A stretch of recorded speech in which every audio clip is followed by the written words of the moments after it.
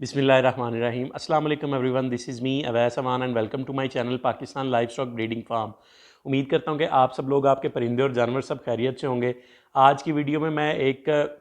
परिंदों में आने वाली बहुत ही कॉमन सी और बहुत ख़तरनाक और मोहलिक बीमारी के बारे में बात करने लगा हूँ, जिसे कोराइज़ा कहते हैं। देखें, कोराइज़ा की बीमारी ऐसी बीमारी होती है जिसके बारे में लोगों को ज़्यादा अवेयरनेस नहीं है, लोगों को ज़्यादा पता नहीं है। और जब वो बीमारी शेड पे आती है तो लोग उसको अपनी तौर से कोई भी नाम दे के, कोई जो उनके समझ में आती है वो उसको नाम देते हैं और फिर एक आइडिया से, एक मतलब कह लेंगे तुक्का लगा के उसका ट्रीटमेंट करने की कोशिश करते हैं। तो आज इंशाल्लाह हम कोराइज़ा पे जो है वो डिटेल में बात करेंगे, उसकी वजूहात, उस बीमारी के आने की वजूहात को डिस्कस करेंगे, उनका जो है ट्रीटमेंट को डिस्कस करेंगे, उसके सिम्टम्स को डिस्कस करेंगे कि उसकी अलामात क्या होती हैं, और उसके बाद ऐसी कौन सी एहतियाती तदाबीर हैं जिसको हम अपना के इस बीमारी से जो है बचा जा सकता है। तो इससे पहले कि हम वीडियो को प्रॉपर स्टार्ट करें, आप सबसे रिक्वेस्ट है कि जिसने अभी तक चैनल को सब्सक्राइब नहीं किया, काइंडली चैनल को सब्सक्राइब कर लें, बेल आइकन को ज़रूर प्रेस कर लें ताकि आने वाली जितनी भी वीडियोज़ हैं वो आपको टाइमली रिसीव हो जाएँ। और दूसरी बात ये कि वीडियोज़ को अपने फेसबुक के और व्हाट्सएप के पोल्ट्री के या इस तरह के बर्ड से रिलेटेड ग्रुप्स में ज़्यादा से ज़्यादा शेयर कर दिया करें ताकि दूसरे लोगों का भी भला हो सके। तो जी, अब बात करते हैं कि कोराइज़ा की बीमारी बेसिकली होती क्या है। देखें, ये एक ऐसी बीमारी होती है जो कि बर्ड के, चाहे वो मुर्गी है, चाहे वो तोता है, चाहे वो कबूतर है, मतलब जिस तरह का भी कैप्टिव बर्ड आपने रखा हुआ है घर में, उसके हेड रीजन को जो है वो टारगेट करती है। हेड रीजन में उसकी आंखें आती हैं, उसका नाक आता है, उसके कान आते हैं, गले का पूरा एरिया आता है। तो ये बेसिकली ऐसी बीमारी है जो हेड रीजन को, मतलब ये पूरे ऊपर वाले एरिया को जो है टारगेट करती है। इस बीमारी की जो बेसिक मतलब जो इसको वजह बनती है, जो इसके बीमारी के आने की, वो एक एवी बैक्टीरियम नाम का एक बैक्टीरिया है जो इस बीमारी की वजह बनता है। और देखें, मोस्ट कॉमनली मैंने जो जहाँ तक ऑब्ज़र्व किया है कि देखें, ये बीमारी तब ज़्यादा आती है जब आप लोग अपने बर्ड को जो उसका पहले से रह रहा है माहौल, उसको थोड़ा सा चेंज करते हैं। मतलब जैसे अगर मैं मुर्गियों की बात करता हूँ कि अगर आपने मुर्गियाँ रखी हैं तो आप उनके एकदम से, अगर उनकी जो फ्लोर पे आपने जो भी मटेरियल बिछाया उसको एकदम से चेंज करते हैं। मतलब अगर आपकी मुर्गियों को एक साइड पे करके नीचे और चावल का छिलका डाल देते हैं या भूसा या तूड़ी डाल देते हैं, तो जिसकी वजह से डस्ट उठती है। डस्ट उठती है, एक नया मटेरियल होता है, उसमें आपको नहीं पता होता कि किस तरह के जर्म्स हैं, तब ये बीमारी आती है। दूसरा, अगर आप सर्दियों के मौसम में कोशिश करते हैं कि आप अपने बर्ड्स के नज़दीक आग जला दें या हीटर जला दें, तो तब भी ये बीमारी ज़्यादा आती है। और इसके अलावा अगर मौसम चेंज हो रहा होता है, जैसे अब सर्दियों से गर्मियों की तरफ जा रहे हैं या गर्मियों से सर्दियों की तरफ आ रहे हैं, तो भी बीमारी ये ज़्यादा आती है। और दूसरी बात ये कि अगर आपके बर्ड के जो पाँव हैं वो ठंडे रहते हैं या गीली जगह पे रहता है आपका बर्ड, तो फिर भी ये बीमारी ज़्यादा आती है। तो ये इसकी बेसिकली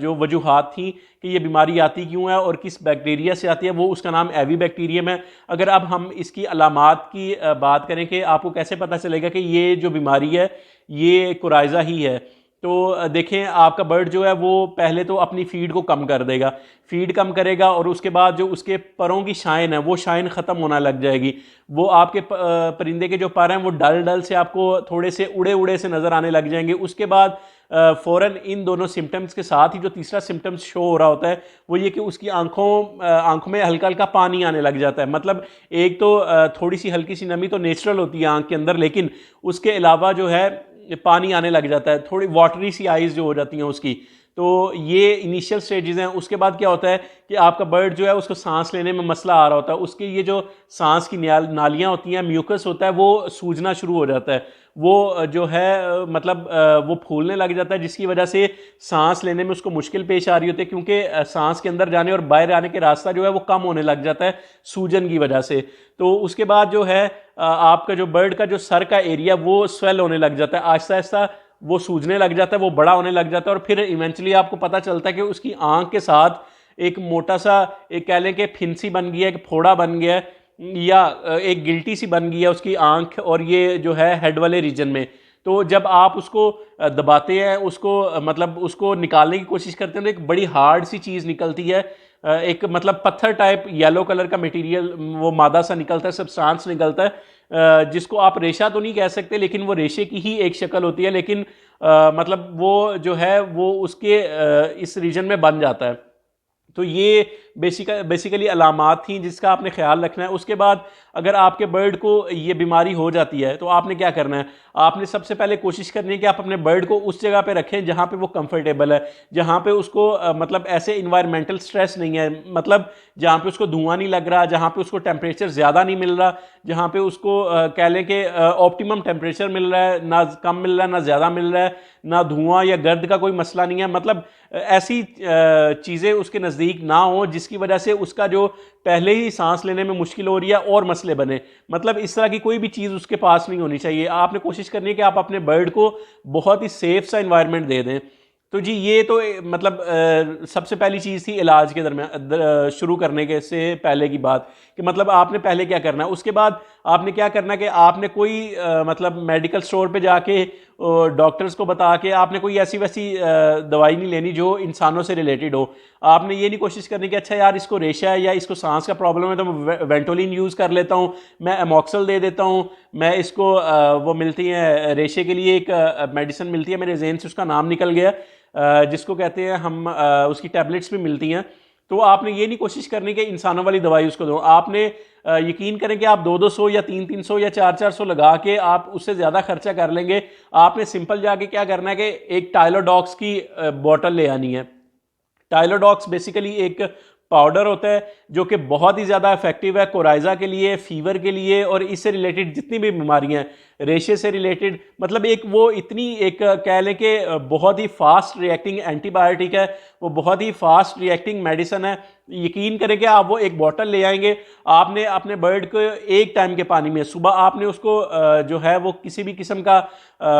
विटामिन दे दें, मल्टीविटामिन दे दें, मतलब जो आपको लगे कि स्पोर्टिव थेरेपी के तौर पे यूज़ हो सकता है, आप कोई भी चीज़ उसको दे दें, मतलब उसकी ताकत बढ़ाने के लिए, उसकी इम्यूनिटी को स्ट्रॉन्ग करने के लिए। और दूसरे पानी में, दिन के दूसरे पानी में आपने क्या करना है कि वो थोड़ा सा पाउडर ऊपर सारी जो है मिकदार लिखी होती है, सारा कुछ ऊपर मेंशन होता है, आपने अपने बर्ड्स के हिसाब से आपने जितना पानी बना रहे हैं उसके हिसाब से आप वो पाउडर उसमें डालें और यकीन करें कि आप सिर्फ 3 से 4 दिन वो पाउडर दें और आपका जो बर्ड है वो वापस आ जाएगा। आपका बर्ड जो है वो बिल्कुल हेल्दी हो जाएगा, उसका वो ऑटोमेटिकली वो जो हेड का एरिया सूज गया हुआ था, स्वेल हो गया हुआ था, वो बिल्कुल ख़त्म हो जाएगा, उसके बर्ड की परों की शाइन वापस आने लग जाएगी, आपका बर्ड खाने पीने दोबारा लग जाएगा और आपका बर्ड जो है वो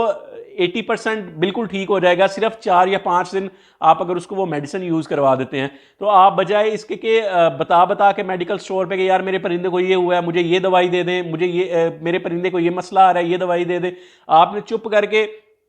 आराम से बिल्कुल टाइलोडॉक्स की वो बॉटल ले आनी है और वो अपने शेड पे रखें। उसकी 3 या 4 साल की जो है वो एक्सपायरी डेट भी होती है, एक्सपायरी उसका कोई आपको डर नहीं है। आप वक्तन फ़वक्तन जब भी आप कोई इस तरह की कोई बीमारी आपके शेड पे आए या आपके परिंदों में आए तो आप उसको बड़े आराम से यूज़ करवा सकते हैं। और यकीन करेंगे 3 से 4 दफ़ा आपने यूज़ करवानी है या मैक्सिमम 5 दफ़ा यूज़ करवानी है, लेकिन आपका बर्ड देखना कि कैसे इंशाल्लाह उन 4-5 दिन में ही बिल्कुल रिकवर हो जाएगा और आप लोग बिल्कुल बेफिक्र हो जाएंगे। तो जी ये मेरा पर्सनल एक्सपीरियंस था, मैंने इस चीज़ से गुजरा हूँ, मैंने बहुत सारी दवाइयाँ यूज़ की हैं लेकिन कोई फ़र्क नहीं पड़ा, लेकिन जब मैंने टाइलोडॉक्स ला के यूज़ की है तो यकीन करें कि मैं हैरान रह गया उसके रिज़ल्ट से। तो उसके बाद एहतियाती तदाबीर आपने यही करनी है कि आपने उनको माहौल को बहुत ज़्यादा कंफर्टेबल देना है। यकीन देखें कि जैसे एक जानदार चीज़ है, आप खुद ही अपना हिसाब लगा लें, अगर आप डस्ट में थोड़ी देर रहते हैं, आप धुएं के नज़दीक थोड़ी देर रहते हैं या मतलब इस तरह के किसी भी माहौल में अगर आप थोड़ी देर रहते हैं तो आपका क्या हाल होता है। सिमिलरली वो भी एक जानदार चीज़ें हैं, बर्ड्स जो आप रख रहे हैं, तो कोशिश किया करें कि आप ऐसे माहौल में उनको रखें जो आपको रिकमेंड किया जाता है। तो एहतियाती तदाबीर में यही है कि बस आपने उनको साफ़ सुथरा, एक आरामदा और बिल्कुल सुकून वाला माहौल देना है और जिसकी वजह से ये बीमारी कभी नज़दीक भी नहीं आएगी। तो यही आज की वीडियो थी, उम्मीद करता हूँ कि आप सब लोगों को पसंद आई होगी, कुछ सीखने को मिला होगा। तो अगर आप लोगों को वीडियो पसंद आई है तो काइंडली वीडियो को ज़्यादा से ज़्यादा शेयर कर दिया करें और चैनल को सब्सक्राइब कर लें। अपना ख्याल रखें, अपने परिंदों और जानवरों का ख्याल रखें। मुझे इजाज़त दें, अल्लाह हाफिज़।